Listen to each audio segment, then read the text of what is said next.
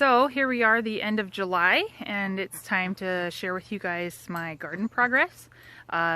We've had some pretty warm weather this last week, so the garden's been thriving, and I've been turning on the water, the soaker. Sometimes it's overnight because I'll forget that it's on, but every like 3 days or so. And I've planted some new things for the fall, so we'll go over that today. So starting on this first bed as you walk into the garden are my zucchini plants, and I think just like everybody else, getting a good amount of zucchini. I've been picking one every 2 days or so.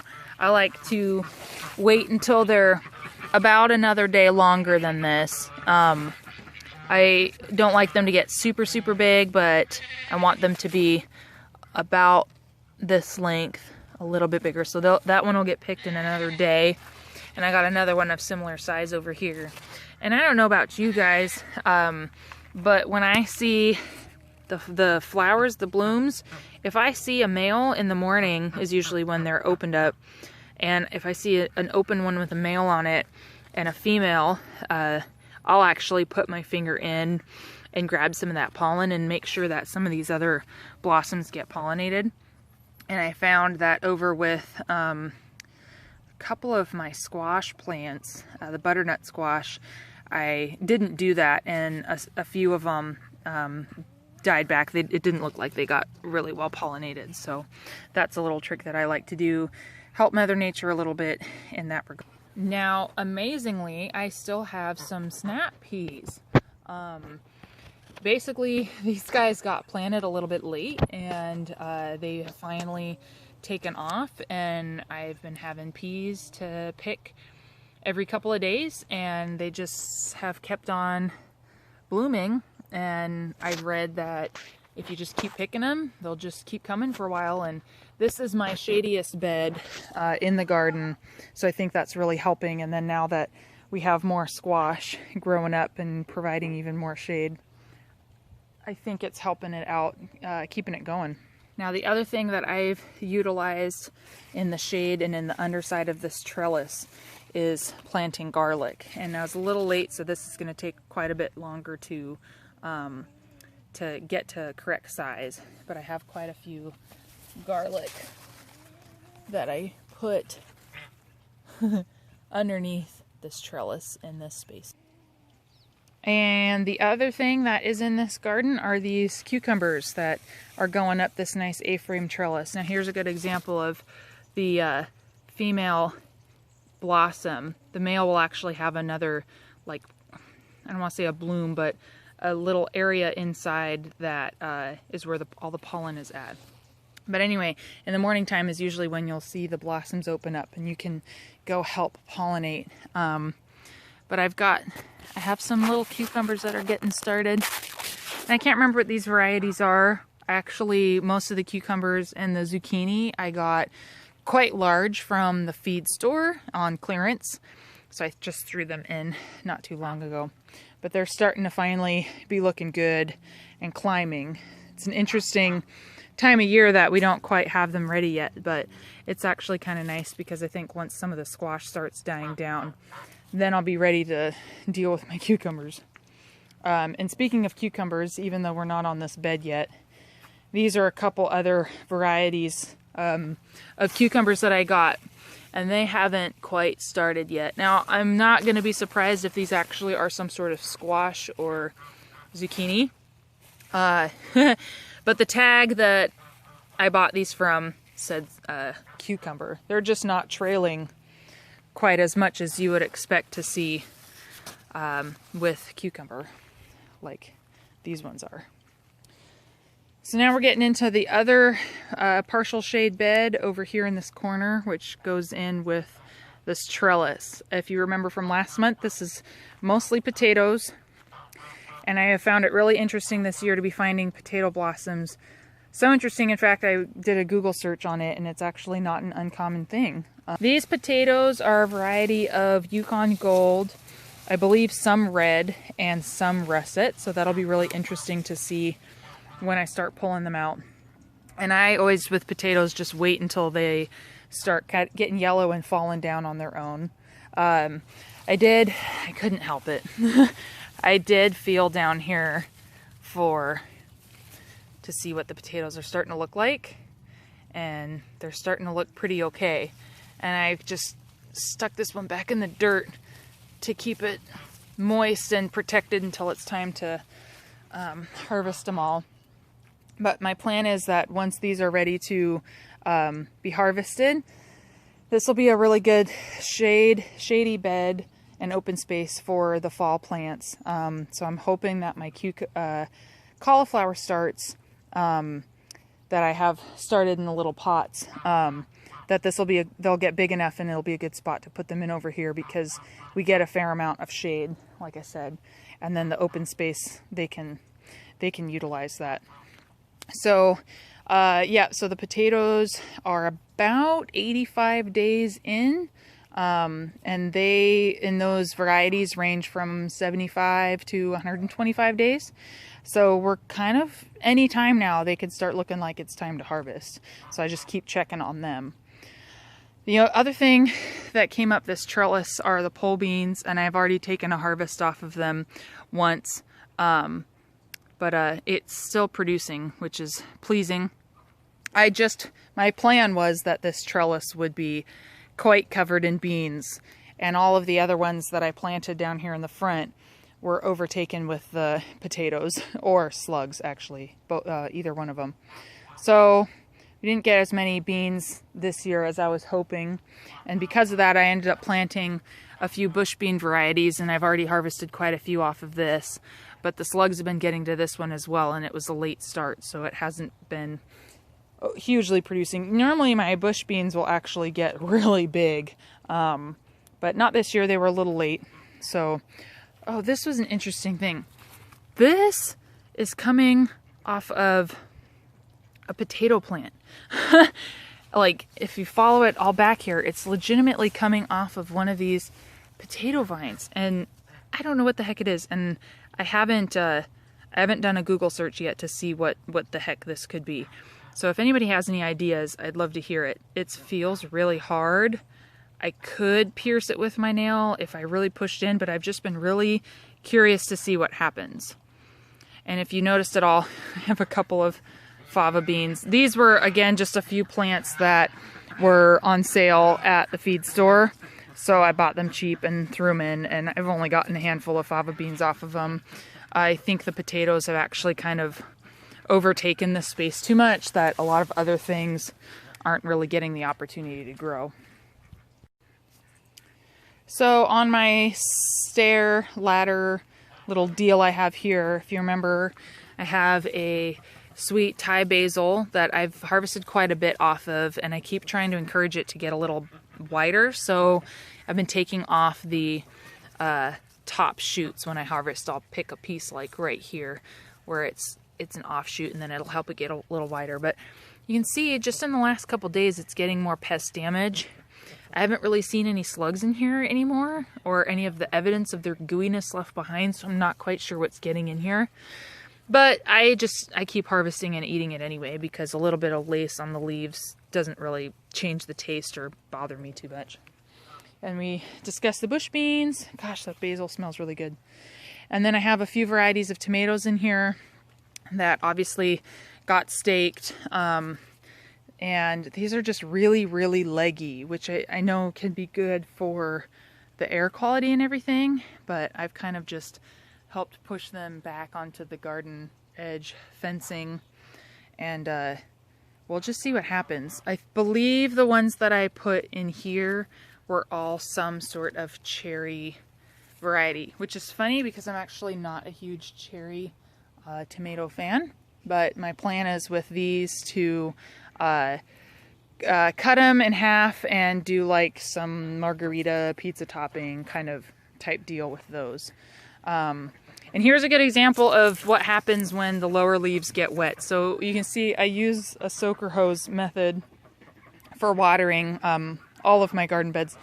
But here, next year I'll have to figure out a better situation with these stair-step little beds I have. But the reason why these are turning yellow is because the water. Tomato plants don't like to get their leaves wet. So these lower leaves that are getting affected when the soaker hose is on have turned yellow, and that's really just because they don't like getting wet. Now here we are onto one of the 2 full sun beds, and this is classically usually my tomato bed. I just wanted to showcase how big these tomato plants are. Here, I'll change to the front.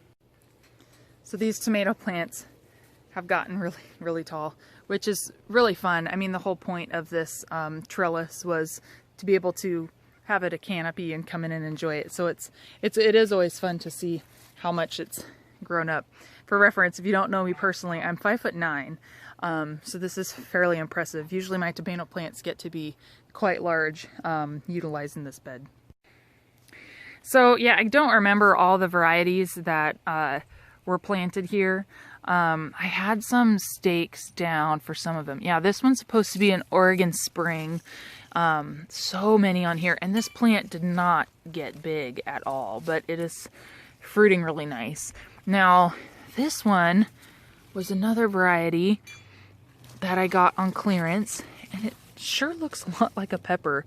So I don't know, the plant smells like a tomato plant. It's responding like a tomato plant, but I've been seeing these fruits on here that are really odd. So if you know what that variety is, I would love to hear what it is. And then some of these nice big ones. I can't remember what this variety is. Again, it's another Wilco clearance one. And you can just see, man, look at them all. I need to come in and prune a little bit. So with all these fruits that are in here, they're needing to get a little bit better airflow. Here's another example of just getting wet lower leaves. But yeah, it's kind of starting to get a little crazy. I need to trim some of this back and send it back over to the trellis. So hard to see, but on the back side of the crazy tomato situation going on are finally some more squashes that are blooming and developing some fruit. I believe that these were some of my butternut over here. I'm going to have to help this one that's trapped between the trellis and the fence. But we're starting to get some butternut over there. And I believe that this one here in the front was my one and only acorn squash. Acorn squash is my favorite. And we have some blooms here, and I don't see any of them starting just yet. Possibly these ones over here. They might be the females getting some little buds underneath. So I'm keeping a close eye on them. Which brings us to some more squash here in the front. These are my spaghetti squash, and they are getting some really beautiful squashes on them.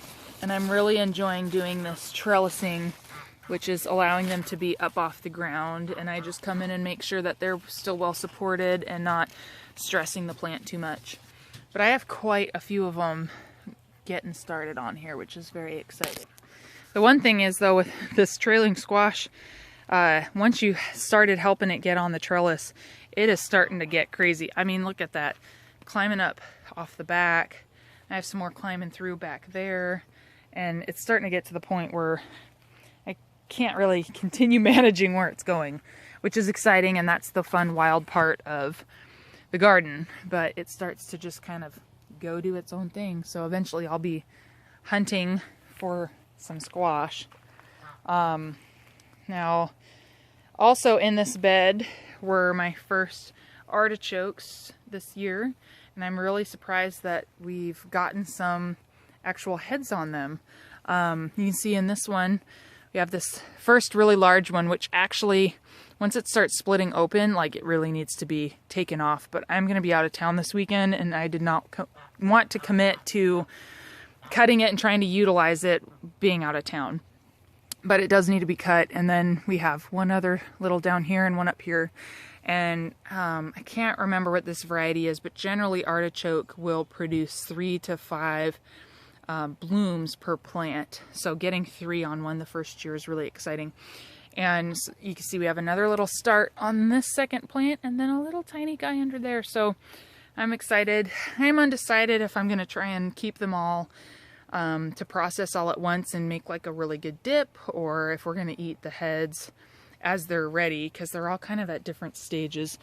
And you can see that this head, comparatively to the size of my hand, it's not the biggest thing in the world, but it's large enough to make a meal with. So now the other star currently is this yellow squash, which if anyone was on my Facebook, they'll know that I originally was calling this a yellow cucumber because the tag on it said cucumber burpee hybrid. And this I have picked quite a few off of already. This little guy's probably gonna go 3 or 4 more days. But I just keep on getting more and more in their spot.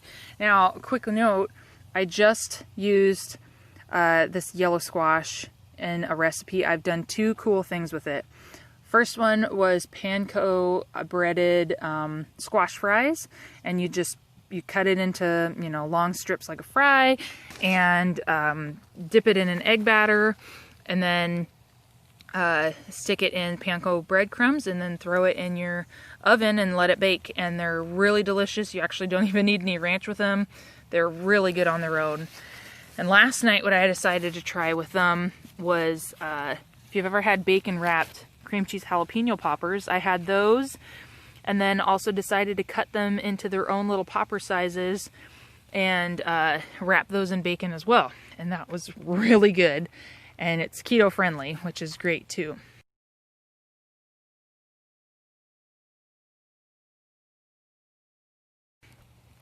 Now I showed you these guys already, so I won't get into that too much. I've got a little bit of rosemary here and a pepper plant. I can't exactly remember which kind of pepper this is. These peppers were jalapenos I started in the house and forgot about, so they're really late in getting out here. Here, I'll move to this really fast. These, if you ever go to Fred Meyer, you can buy what's called living lettuce, and it actually is a lettuce with the whole root on it still. And it's like $3.50. So you get a couple of salads out of it, and then if you keep the roots, you can replant it. And so that's what I did with this first one about a week ago, and it's come back. And so then the next one I got, it's still getting situated, but it's just a butter lettuce, and it's kind of nice. You get a couple of dinners and a plant from it. And here I have 2 more bush bean varieties, and these are for the fall garden. So it's about that time of year that you can start planning for your fall garden and your cooler weather crops. And it's a great time to, it's warm enough, things should be able to germinate and get the bush beans going. I'm just planning on keeping them in these buckets. So there are a couple of holes drilled on the bottom, and hopefully we can have some more bush beans to harvest in October or so. And I have to share it just on my way out now. My Roma tomatoes. Roma tomatoes are my favorite to grow because I love slicing them and eating them with things, but they also are really good for canning and making paste. And this is just my one lone Roma plant this year. I had a hard time tracking any down, so I kind of baby this one. If you remember, I have a clematis coming up on each side of this arbor, and I keep putting him back up and he keeps on falling down. But I have a couple of Crocosmia blooms. I love seeing some flower blooms. And then another jalapeno. I had to throw it somewhere, so here it went. On the sweet potatoes, they're vining, they're looking good. I learned that the greens, the vines of the sweet potatoes, you can actually eat. So I'm really curious to see how that's gonna turn out. You can clearly tell that one barrel is doing better than the other. Not exactly sure what's happened, but I just keep on watering it. And another view of all of the sweet potatoes that I have growing in the 5-gallon buckets, which is another interesting experiment. I'm very eager to see how that'll turn out this year. Some more of the rogue squash. More rogue squash. It's just really fun. Like, on the one hand, I want to kind of keep it, I'm a very like organized, like you stay in your spot kind of thing. But it's really fun to just see where this is going. And lastly out here are some more tomato plants of varying varieties. I don't exactly remember. All kind of just hanging out here. And we have a good amount all getting started out here. Ooh, check that one out. Yeah, looks nice. I think some of these were some better boys. We'll see when they start blushing and getting close. There's some more of those fun little butternuts. They're pretty. Just another fun angle from the back. Now the other thing that I will mention as I'm standing under my pear tree, I believe one variety of these three is Bartlett, and I'm not sure what the other two are. They might be some sort of hybrid. They were planted here long before I had the property. They've been very well established trees that I just try and prune and maintain from time to time. And mostly I will can these into slices, and I'm actually hoping to get a dehydrator this year so I can do some pear and apple chips, dehydrated chips. I thought real quick I would mention what else I have planted besides what I've shown you for the fall garden. Some cauliflower and some starts that I have started outside, so we'll see how that goes, because most people recommend doing some of those brassica cool weather crops in your house, but I did not want to commit to doing that, so they're outside. So we have some cauliflower started, hopefully. They haven't germinated yet. And another round of carrots. They're actually in one of the 5-gallon buckets that the sweet potatoes didn't take in. So I'm really interested to see how they're going to do in the bucket situation. And then I planted some more squash out in the front garden, and some radishes in this garden. So I will keep you apprised of those and how all that's coming for the fall.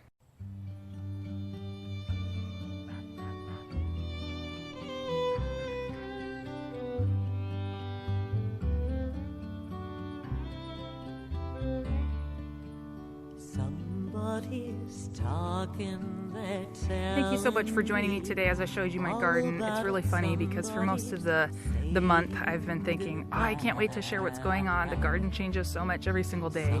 But here it is. It's my 30th birthday and it's in the evening. We had a nice dinner and I'm ready to go inside and open some presents and relax. So I'm going to sign off here. I hope you enjoyed this video and I'll see you in